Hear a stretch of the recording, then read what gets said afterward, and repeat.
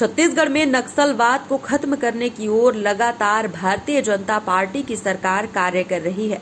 नक्सल उन्मूलन पुनर्वास नीति को लेकर भी सरकार गंभीर नजर आ रही है। एक बार फिर नक्सलियों के द्वारा प्रेस नोट जारी कर नारायणपुर जिले में हुए मुठभेड़ को फर्जी करार दिया गया और 3 ग्रामीणों की हत्या की बात कही गई। नक्सलियों के द्वारा जारी इस प्रेस नोट से प्रदेश में सियासत तेज होती दिखाई दे रही है। जब राहुल गांधी जी को कुछ समझ में नहीं आता तो ऊल जुलूल आरोप लगाते रहते हैं। उनकी दादी ने तो 1971 में गरीबी हटाओ का नारा दिया था, लेकिन आज गरीबों के लिए काम करने की बात वो 29-24 करीब 53 साल बाद कर रहे हैं। तो 1971 में कांग्रेस ने गरीबी हटाओ का नारा दिया था, तो इन 50 सालों से अधिक समय तक गरीबी नहीं हटी। उसकी जिम्मेदारी राहुल गांधी जी को लेनी चाहिए। सरकार निर्णय करेगी, कैबिनेट में निर्णय होगा, जो भी निर्णय होगा। ये नक्सलियों ने नक्सलवाद माओवाद के खिलाफ विष्णुदेव साय जी की सरकार बहुत एग्रेसिव होकर लोगों के बेहतरी के लिए, बस्तर में अमन चैन को स्थापित करने के लिए, बस्तर में विकास का नया अध्याय लिखने के लिए काम कर रही है। और नक्सली या माओवादी अपने तरीके से आरोप प्रत्यारोप चलता रहेगा, वो बोलते रहेंगे। लेकिन मैं इतना कहना चाहता हूं कि विष्णुदेव साय जी एक संवेदनशील व्यक्तित्व हैं। उनकी सरकार संवेदनशीलता के साथ चल रही है और जो कुछ किया जा रहा है बस्तर के विकास के लिए, आदिवासी भाइयों के विकास, सुरक्षा और शांति के लिए किया जा रहा है। ये पीड़िया मामले को कांग्रेस ने फर्जी बताया। दीपक वैद्य जी जब उनके समय में जो मुठभेड़ होते थे, उन समय पर जो भी बातें हुई उस पर उन्होंने कभी कोई बात नहीं रखी। आज मैं इतना कह सकता हूं कि विष्णुदेव साय जी की सरकार पूरे बस्तर के लिए, आदिवासी भाइयों के लिए संवेदनशील सरकार है।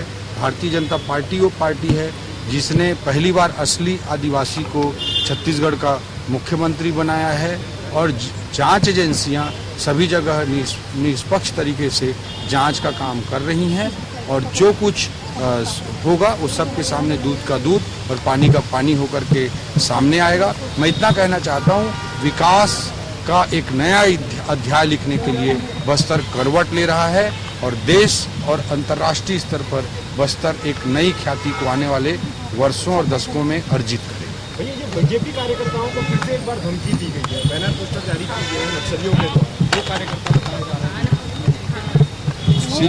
सीरियल किलिंग, कंटिन्यूअस किलिंग के मामले भारतीय जनता पार्टी कार्यकर्ताओं के बस्तर क्षेत्र में आते रहे हैं, लेकिन हमारे देव दुर्लभ कार्यकर्ता बहादुरी और साहस के साथ काम लगातार कर रहे हैं और इस बार भारतीय जनता पार्टी की सरकार बनाने में बस्तर का बहुत बड़ा योगदान भी रहा है। उन कार्यकर्ताओं के प्रयासों को भी हम सब नमन करते हैं और उनके प्रयास बेकार नहीं जाएंगे।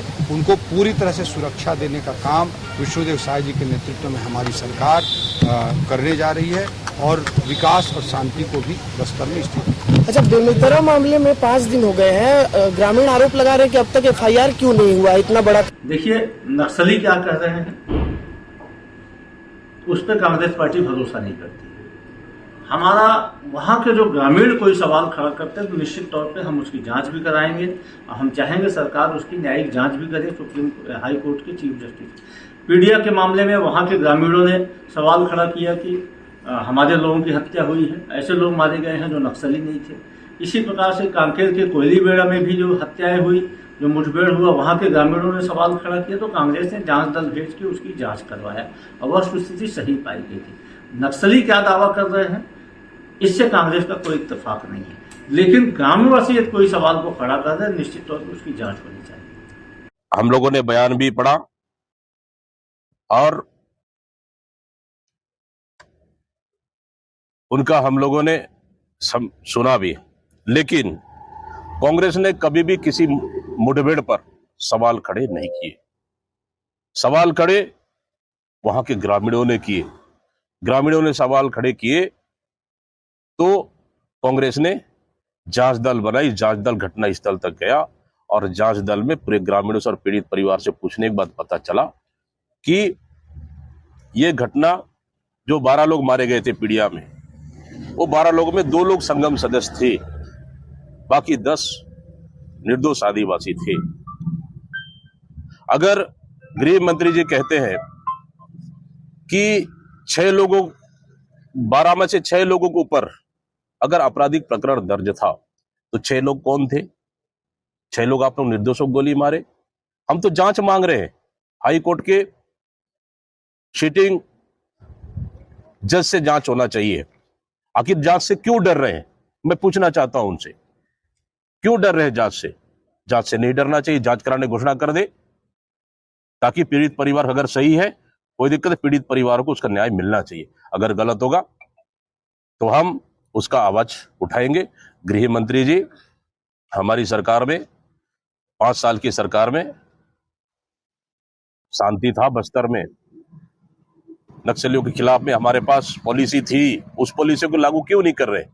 क्या आप किसी को, निर्दोष आदिवासियों को मार के आप नक्सली खत्म करना चाह रहे? निर्दोष आदिवासियों को मार के आप अपना नक्सल पुनर्वास नीति आप स्थापित करेंगे?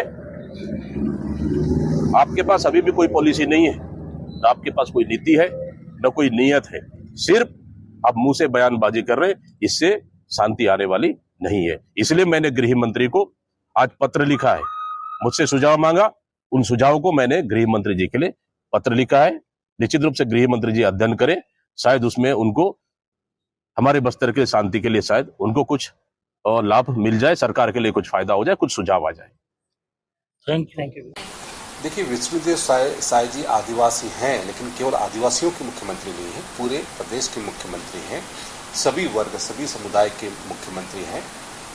और जो हमारे यहाँ पर पुलिस के जवानों का हौसला बढ़ा हुआ है, निश्चित तौर से कांग्रेस की सरकार में हत्या, लूटपाट, चोरी चकारी, आत्महत्या या फिर बलात्कार, जिस तरीके से एनसीबी की रिपोर्ट के आधार पर देश में प्रथम स्थान पर जा रहा था, अब ये सारी वारदातें कम हो रही हैं। और जहां तक पीसीसी के अध्यक्ष को पहले ये बात को आप लोगों को पूछना चाहिए और उनको भी बताना चाहिए कि पखांजोर में जो घटना घटित हुई, उस घटना में कौन लोग थे जिन्होंने कहते हैं वहां के हमारे मंडल अध्यक्ष को मारने का काम किया, असीम राय को मारने का काम किया। यहां तक कि नारायणपुर में जो घटना घटित हुई जिसमें विक्रम बैस को मारा गया, तो उसमें भी जो व्यक्ति है वो कांग्रेस का पदाधिकारी रह चुका है। ऐसे कितनी घटना है जिसमें कहते हैं सुपारी किलिंग हो रही थी, और कांग्रेस से कौन कौन व्यक्ति इसमें सम्मिलित हैं, इस बात का जवाब दीपक बैज को देना चाहिए। दीपक बैज को अपने अंदर, अपने गिरेबा में झांकना चाहिए और अपने पदाधिकारियों को देखना चाहिए कि कौन ऐसे लोग हैं जो कहते हैं उनके कार्यकर्ता बन करके आज वहां पर इस तरीके से खूनी खेल खेल रहे हैं।